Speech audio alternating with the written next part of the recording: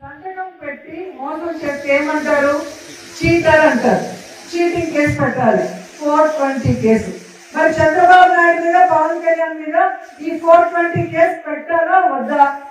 ఖచ్చితంగా పెట్టాలి కదా.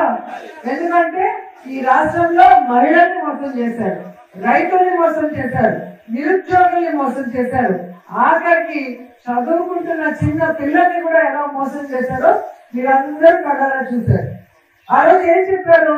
ప్రతి ఒక్కరికి ఆడబిడ్డ నిధి 1500, 18 ఏళ్ళు దాటిన వాళ్ళకి 60 ఏళ్ళు లోపల ఉన్న ప్రతి ఆడబిడ్డకి ఆడబిడ్డ నిధి కింద 1500 నెలకిస్తాము, సంవత్సరానికి 18,000 ఇస్తాము అన్నారు.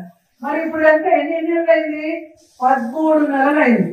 మన రాష్ట్రంలో 2,70,00,000 మంది ఈ ఆడబిడ్డ నిధికి అర్హులు.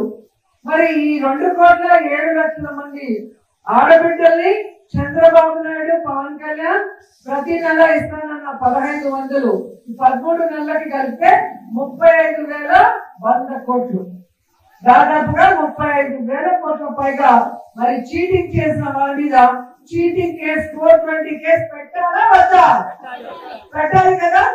మరి ఈ రోజు సిగ్గు లేకుండా ఒక అడ్డదిడ్డంగా పెరిగిన అచ్చెన్నాయుడు అంటాడు ఈ ఆడబిడ్డ నిధి ఇవ్వాలంటే ఆర్డర్ చేసి అమ్మేయాలంట.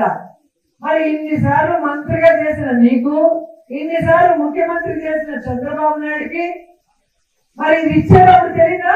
మేనిఫెస్టోలో ఇది మనం చేయగలం.